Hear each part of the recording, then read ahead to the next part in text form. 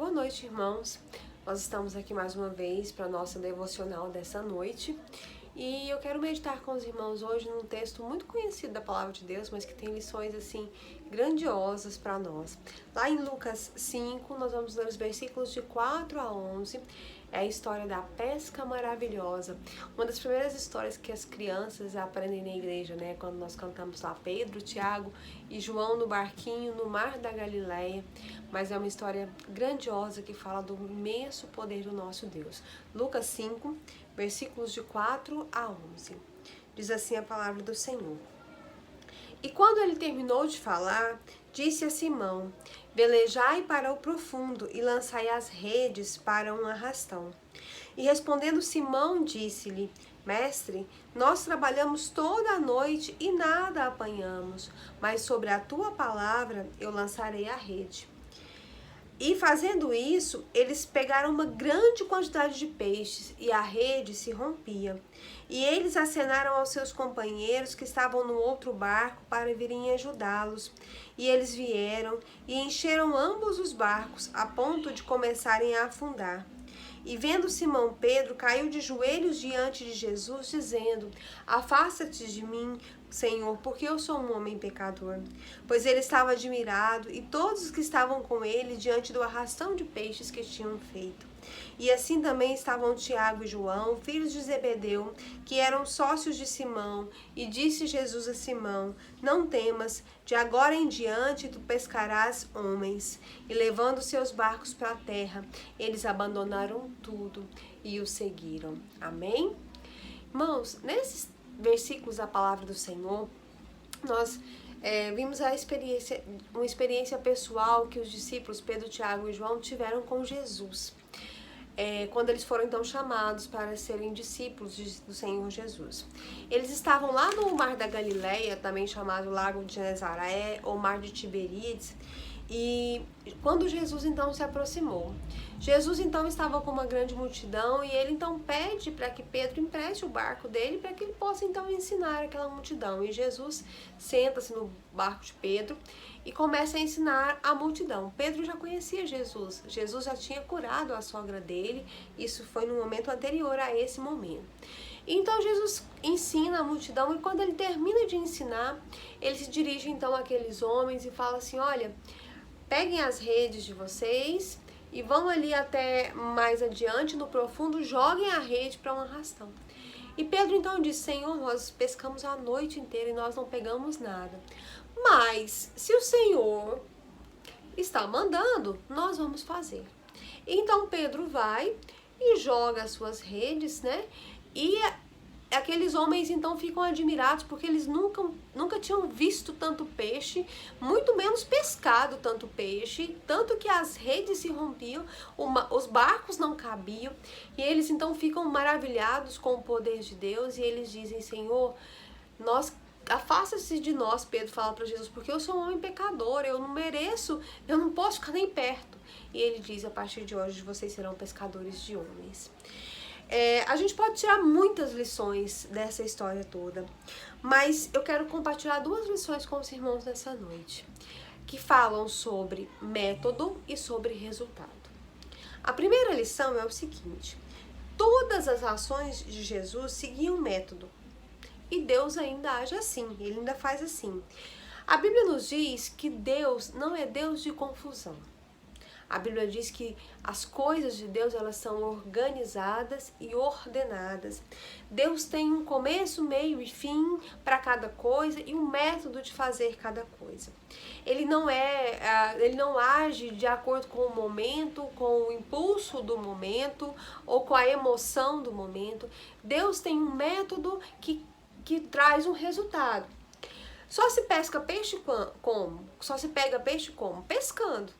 Não tem outro jeito de você pegar peixe, você precisa pescar, né? Jesus queria fazer aquele milagre, mas para que os discípulos pegassem aqueles peixes, eles precisavam pescar. Então Jesus disse para eles, olha, vão e lançam a rede, né? É engraçado que foi assim sempre quando Jesus quis realizar milagres. Ele sempre usou um método que as pessoas conheciam. né? E ele sempre permitiu que as pessoas se manifestassem da maneira como o coração delas sentia, né? Foi assim com Zaqueu, quando ele disse, olha, você tem roubado o povo? Devolve, eu sei qual é a sua profissão, você é cobrador de impostos, né? Foi assim com Maria Madalena, quando ela lavou os pés de Jesus com aquele perfume. Jesus sempre usou métodos e se aproximou das pessoas e falou com as pessoas de uma forma que elas sabiam e que elas pudessem entender, para que a salvação fosse acessível. E para nós também, ele deixou vários métodos, várias formas, várias instruções, um manual de instrução, que é a Bíblia, a respeito de como nós devemos agir e de como ter uma vida abençoada e feliz. Por exemplo, qual é o método para que nós sejamos atendidos por Deus em oração a respeito de uma coisa que nós queremos? O que Jesus disse? Quando vocês quiserem uma coisa, vocês vão orar em meu nome, de acordo com a vontade de Deus, e vocês vão receber. O que mais que ele disse a respeito disso? Ele disse, olha, orai sem cessar. Então ele deixou o método, olha, se vocês quiserem ser abençoados, vocês precisam orar e pedir em meu nome de acordo com a vontade de Deus. Ele deixou um método para não pecar. O que ele disse? Ele disse, guarda a minha palavra no coração de vocês. E foi isso que o salmista disse, guardei a tua palavra para eu não pecar contra o Senhor. Ele deixou um método para a gente santificar. Ele disse, sede meus imitadores. Paulo disse, sede meus imitadores como eu sou de Cristo. E Jesus disse, sede santos porque eu sou santo, né? Então, ele deixou métodos para que nós pudéssemos então fazer. Ele deixou um método para a salvação. E qual que é? Aceitar Jesus Cristo como seu único e suficiente Salvador por meio da fé. Ele não disse, olha, para que vocês sejam abençoados, vocês vão ter que comprar um óleo ungido, vocês vão ter que passar na cabeça, passar na testa, comprar uma água que vem lá. Não. Ele deixou um método, porque as coisas de Deus são organizadas. E ele já deixou uma receita, uma solução para cada problema. E basta que a gente então tenha disposição de obedecer. Quando Jesus disse para os discípulos, olha, vão lá no profundo e lançam as redes. Pedro falou, Senhor, nós já lançamos as redes a noite inteira e não pegamos nada. Mas, como é o Senhor que está dizendo, nós vamos te obedecer. Então, apesar das dificuldades, do cansaço, apesar de já terem jogado as redes a noite toda, Pedro foi lá, e Tiago também, e João, e jogaram as redes. E o resultado foi maravilhoso. E essa é a segunda lição. O barco era de Pedro, a rede era de Pedro, mas o mar era de Jesus. O mar era de Jesus. Quando nós usamos os métodos como corretos, quando nós obedecemos à vontade de Deus, Ele se encarrega dos resultados. Nós não precisamos ter medo, porque Ele se encarrega dos resultados. Isso é grandioso, porque quando a gente pensa na soberania de Deus sobre a natureza, Deus trouxe todos aqueles peixes para aquela pesca, como Deus ordenou que chovesse no dilúvio, como Deus fez cair fogo do céu em Sodoma e Gomorra, como Deus mandou as pragas para o Egito. E isso tudo é a prova, né, e milhares de outros que existem na Bíblia, de que a natureza, a criação de Deus obedece à voz de Deus, obedece àquilo que Ele determina. E é engraçado que nós não temos nenhum relato de alguma vez em que o diabo mandou na natureza, né? O diabo disse chova, faça sol. O diabo nunca fez isso, porque ele não tem poder sobre a natureza, porque a natureza obedece à voz de Deus. E Deus é soberano sobre a natureza, soberano sobre a sua criação, soberano sobre aquilo que Ele fez. Como Ele é soberano sobre as nossas vidas. Se Ele fez os peixes virem, se Ele fez os animais entrarem na arca, se Ele fez chover 40 dias e 40 noites, se Ele fez não chover quando Elias pediu, o que Ele pode fazer nas nossas vidas? Quando nós fazemos a vontade de Deus, quando nós seguimos os seus métodos, Ele se encarrega dos resultados. e bons resultados. E nós não devemos, irmãos, em hipótese nenhuma, manipular o resultado mudando os métodos. E isso é uma coisa que tem acontecido muito nos nossos dias, porque as pessoas tentam alcançar o resultado que elas querem, mudando os métodos que Deus deixou. Quer ver um exemplo muito claro disso? Igrejas que tentam aumentar o seu número de crentes usando coisas que não são bíblicas para ganhar essas pessoas e tentam prender essas pessoas com coisas que não são bíblicas. Elas estão mudando o método que Jesus Cristo deixou para alcançar um resultado que elas esperam, que elas acham que é bom, que é a igreja cheia de gente. Só que essas pessoas que estão lá estão sendo enganadas, né? Por exemplo, um exemplo bíblico de alguém que tentou alterar o método para alcançar um resultado foi Moisés. Quando ele bateu na rocha, o que Deus disse para ele? Falou: Moisés, vai lá e fala a rocha. Só que aí no caminho, enquanto ele está indo, o povo começa a pressionar Moisés. Ei, Moisés, cadê a água? A gente vai morrer de sede aqui. E Moisés fica tão irado que no lugar de falar a rocha, o que ele faz? Bate na rocha. E por causa disso ele foi castigado por Deus, porque Deus disse: não é esse o método, eu não mandei você bater, eu mandei você falar a rocha. Ele teve o resultado? Teve. Saiu água da rocha? Saiu. Deus matou a sede do povo, mas Deus disse para ele: Moisés, o método é tão importante quanto o resultado. Às vezes nós queremos conseguir uma promoção no nosso trabalho, mas nós não queremos orar, ou até oramos e pedimos isso a Deus, mas nós queremos apressar, então nós mudamos os métodos. De acordo com a vontade de Deus, nós devíamos nos esforçar, ser bons no nosso trabalho, e nós devíamos então esperar para que na hora certa Deus então nos provesse aquele resultado. Mas aí nós começamos a fazer fofoca do nosso amigo de trabalho para derrubá-lo, começamos a semear intrigas no nosso ambiente de trabalho, ou seja, nós estamos mudando os métodos de Deus para alcançar um resultado. E não é assim. Não é assim. Deus, ele nos dá os métodos e ele se encarrega do resultado. Qualquer resultado que você consiga na sua vida usando métodos errados, para Deus não tem nenhum valor, né? Nós não podemos tentar manipular a vontade de Deus para alcançar os resultados que nós queremos. Isso nós devemos aprender. O nosso Deus, irmãos, concluindo, ele é extremamente cuidadoso e organizado, né? Ele nos deixou um manual de instruções, que é a sua palavra, para uma vida abençoada e feliz. Nós devemos seguir os seus métodos e deixar os resultados por conta dele. Ele fará da nossa vida a execução de um grande plano, se nós confiarmos naquilo que ele tem para nós. Amém? Vamos orar nesse instante. Vamos colocar os nossos pedidos na presença do Senhor, né? O método para que Deus, então, nos abençoe é levar a Ele as nossas necessidades e confiar na vontade dEle, confiar no plano dEle, confiar naquilo que Ele pode fazer por nós, confiar que Ele sempre fará o melhor. E é isso que nós vamos fazer agora, orar em nome de Jesus, de acordo com a vontade de Deus. Então vamos continuar orando pelo Brasil, né, pelo nosso mundo, por esse momento de epidemia, pelos enfermos, pelos enlutados, pelos profissionais de saúde, irmãos. Ontem eu estava lendo uma matéria que 30% das pessoas que estão doentes são profissionais de saúde.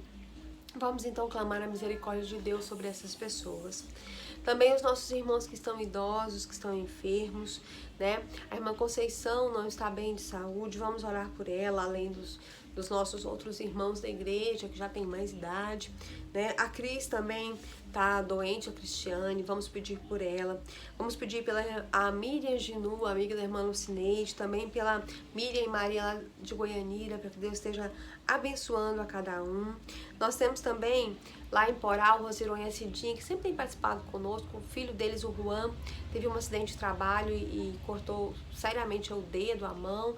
Vamos pedir também para que Deus abençoe.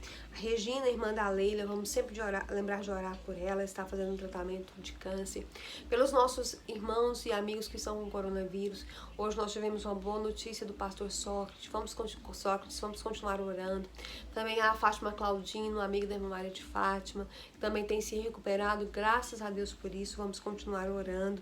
Vamos orar também pelo emprego, situação financeira dos nossos irmãos, para que Deus continue abençoando aqueles que precisam de trabalho, aqueles que precisam ser guardados, abençoados pelo Senhor nesse momento. Vamos orar para que Deus esteja então abençoando o Jonathan, né, esposo da Lígia, que precisa de emprego. Vamos orar. Também pelos familiares e amigos não crentes, família da irmã Maria de Fátima, do irmão Tim, da irmã Helenita, da irmã Roseli, da irmã Marli, a Sueli, amiga da Lucineide, o Fausto e família, os esposos das nossas irmãs, os pais das nossas crianças e adolescentes da igreja. Vamos orar por todos. Pelas nossas famílias da igreja, para que Deus esteja abençoando cada família. Vamos orar também pelo o genro e a nora, ou diga, a filha e o genro da irmã Maria de Fátima, Alexandrina e Luiz Alan, que estão enfermos, pelo seu neto Carlos Alexandre, a família da irmã Valdívia, que está enlutada. Vamos orar também. Vamos orar também por aqueles que estão fora do Brasil nesse instante, precisando voltar, ou às vezes com muito medo, muitas pessoas com muito medo dessa doença. Vamos orar para que Deus esteja então abençoando a todos nós. Vamos orar ao Senhor nesse instante. Senhor Deus e Pai, nós te louvamos, ó Deus. Nós te louvamos porque a tua graça é maravilhosa nas nossas vidas. Nós te louvamos, ó Deus, porque o Senhor tem feito grandes coisas por nós. E nesse instante, ó Deus, nós queremos te pedir que o Senhor esteja atendendo a cada pedido que foi feito de acordo com a tua vontade. Ó Deus, o Senhor tem um plano para nós, para as nossas vidas, e nós sabemos disso. Nós queremos aprender, ó Deus, a fazer a tua vontade e a deixar que o Senhor cuide então dos resultados. Ó Deus, nos ajuda a permanecer fiéis na tua obra, na nossa vida espiritual, ó Deus, a continuar buscando comunhão contigo. Ó Deus, que nós possamos cada dia mais buscar desenvolver a nossa visão espiritual, o nosso relacionamento com o Senhor. Ó Deus, para que nós possamos sentir o Senhor trabalhando através de nós, que a nossa prioridade seja fazer a tua vontade, não a nossa. Ó Deus, abençoa cada enfermo, cada pessoa que está enlutada. Ó Deus, abençoa aqueles que estão com problemas financeiros, precisando de orientação e de sustento espiritual e material. Também te peço, ó Deus, que o Senhor esteja abençoando aqueles que não são crentes, que não conhecem o Senhor como Salvador. Que nesse instante a tua graça e a tua misericórdia esteja sobre a vida deles. Ó Deus, que o teu Santo Espírito esteja convencendo pessoas do pecado, da justiça e do juízo. Ó Deus, e que esse seja o momento em que vidas se arrependam e voltem para o Senhor, e outros possam te conhecer, ó Deus, como único e suficiente Salvador. Ó Deus, nós sabemos que o Senhor está próximo. Então, ó Deus, converte o coração das pessoas ao Senhor. Nós te louvamos, te engrandecemos e te exaltamos, porque sabemos que o Senhor é maravilhoso para conosco. Nesse instante, ó Deus, em nome de Jesus, nós clamamos mais uma vez. Coloca a tua mão sobre a nossa igreja, sobre cada família e sobre cada irmão. Ó Deus, nos abençoa nesses dias, ó Deus, e que nós possamos ter paz em sabermos que o Senhor está no controle. Nós te louvamos, te engrandecemos, em nome de Jesus. Amém. Amém. Amanhã nós teremos culto às 10 da manhã e às 19 horas da noite. Participem conosco. Dia 1º de maio nós estaremos iniciando a campanha de 30 dias de oração pela família. Então, depois nós vamos disponibilizar para os irmãos o material, também as devocionais que nós vamos fazer todos os dias. Então, que os irmãos estejam participando, orando a Deus pela sua família, pela conversão da sua família, pelo sustento espiritual e material da sua família. Que Deus nos abençoe. Amém.